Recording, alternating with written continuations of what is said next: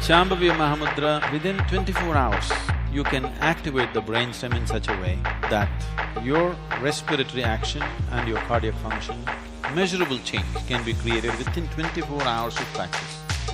The moment you start practicing, suddenly your feeling of this is mine, this is not yours, this is my family, this is your family, these things have come down. We don't need these damn meters to tell us what's happening to us. What's happening to us is happening to us and we know it's happening to us. For you to understand the science of this, see, first of all, when you look at the human brain, your brain right now is in 4 layers in a certain way. One is the brain stem, which is essentially in charge of your respiratory action and your cardiac function.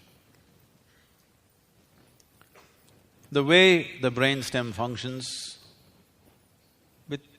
for example, you're doing Shambhavi. With Shambhavi Mahamudra, within 24 hours, you can activate the brain stem in such a way that your respiratory action and your cardiac function, measurable change can be created within 24 hours of practice. Twice you did Shambhavi. Once you got initiated, in the evening you practiced. We can actually show a distinct change in the way the brain stem functions. This is the fundamental brain that you have. Over that, you have what is called as the R complex, which is the reptilian brain.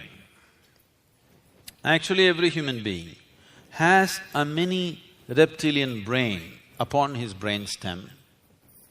You have something like the brain of a crocodile. I hope you don't operate out of that. But you know, many times you do no, you… that's happening, isn't it? This reptilian brain is in charge of your emotions, your sense of, wanting to keep your boundaries, the moods, and very strong sense of territory, very, very strong sense of territory. Reptiles have a very strong sense of territory. So this reptilian brain is functioning within you, doing these things. If you have too much of these things, you're generally operating out of it, that's what it means. The next part is the limbic brain, which is more like the other mammals. This also is in charge of certain type of emotions, particularly filial, that is, a natural care for the offspring. The next is the cerebral cortex, which fortunately is more than 2/3 of your brain. It is this part of the brain which is capable of giving you a certain level of awareness, consciousness. I'm taking the simplest aspect of the practice that you are doing. You may be in various other levels of sadhana, but if you're doing the simple Shambhavi mudra, one thing is instantly the brain stem goes on to a very rejuvenated sense of action, and the R complex goes down, and the limbic brain also goes down. The sense of boundary is hugely reduced.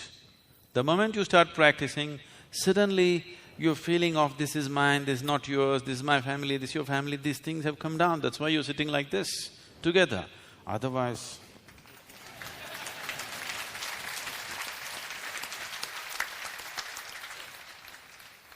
the rituals that were created but that were practiced in ancient times were essentially created to transcend the reptilian brain, to transcend that sense of boundary.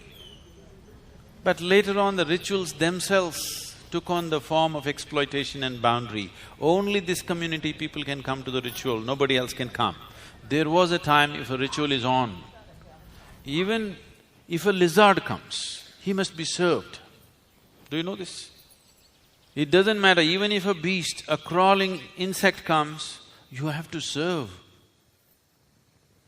So people who are in ritualistic way of life evolve this within themselves.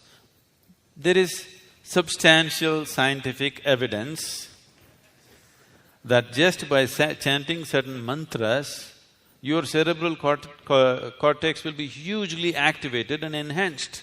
There is substantial scientific and medical evidence today about this. We don't need these damn meters to tell us what's happening to us. What's happening to us is happening to us and we know it's happening to us. For thousands of years we know this is what happens to us, but today there must be meter reading, otherwise it's not approved. You could be lying, you could be making up things, possible. I'm not saying no. So, to transcend the reptilian and the limbic aspects of the brain, certain rituals, temple rituals were created where there's a certain sense of unity, not by understanding, simply by energy. Simply because you're functioning from a different part of your brain and suddenly everything about you is different. Between one person and the other, why one person is sweet, another person is nasty, why one person is happy, why another person miserable, all these things can be brought down to the chemistry of what's happening in your brain. So, changing these chemical patterns in the system, for this they evolved very elaborate ritualistic systems. Unfortunately, not maintaining the efficacy of what it is because they're subjective systems, they fell on bad times, people just became commercial and slowly comical.